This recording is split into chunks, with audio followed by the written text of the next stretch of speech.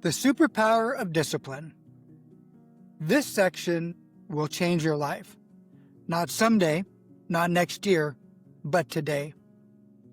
Welcome back to You 3.0. Upgrade your life and unlock your potential. God has given you an incredible gift, the gift of today. The question is, are you going to open it? Are you going to use it? Are you going to make it count? Because you only get one shot at life. And the answer to how you make the most of it comes down to one word: discipline. I look at discipline as the one principle to rule them all. Discipline is not a punishment, it's actually power. It's the quiet, daily decision to honor your purpose instead of your mood. It's the code of conduct that keeps your life pointed towards excellence. When you make discipline your superpower, you stop negotiating with excuses. You stop letting emotions run your calendar. And you start living by a standard, not a feeling.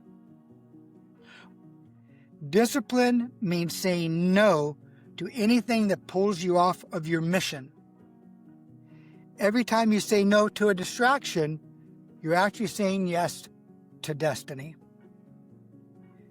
The second thing I want you to consider is to discipline your habits and your time. We become what we believe, what we think, and what we do daily. Your habits are writing the story of your future, line by line, choice by choice. It's funny, in my life, I've noticed that average people chase money, but great people master time. Because you can always print more money, but you can never print more time. So stop letting everyone else schedule your life. Take it back.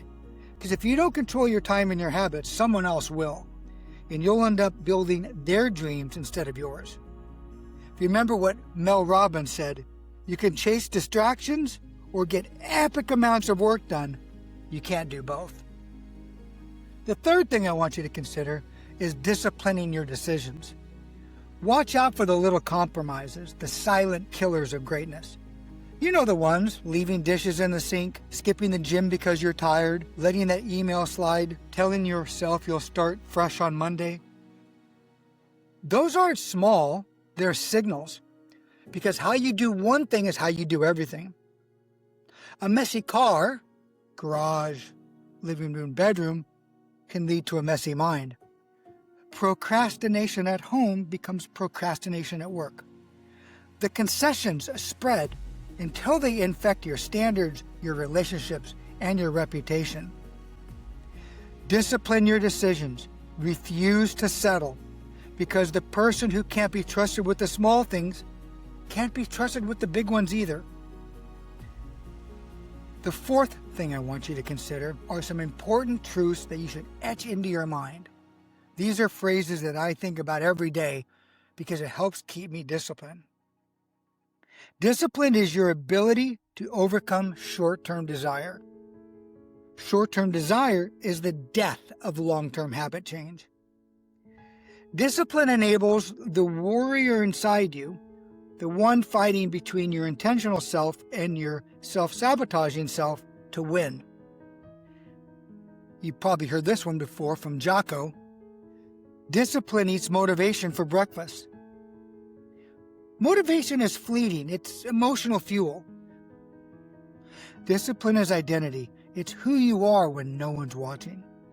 And discipline decides whether your life here becomes a shining example of what's possible and what a best practice is, or a warning label of wasted potential. The fifth thing I want you to consider is some personal reflection on who you are today. Ask yourself right now, do I consider myself a disciplined person? What proof do I have? When you've succeeded in the past, how did you do it? What patterns led to your wins? What patterns led to your failures? What excuses still run your life quietly in the background? Write all of these thoughts and ideas down in your journal. Don't skip this step. You need to be aware. You need to be making conscious decisions. Awareness is the first weapon of discipline. You need to understand if you are disciplined or not. This is also a great time to talk to a life coach or confidant to get feedback on it. The sixth thing I want you to consider is a well-known best practice, and it's essentially creating a 3-word code to define your future best or aspirational self. If discipline is your superpower, then your 3-word code is the armor that protects it. Basically, this 3-word code helps you create a future identity, someone you're trying to become, an aspirational version of yourself in the future. And what you'll find when you do this is that it helps you be disciplined today. Those 3 little words can define who you are when life hits the hardest.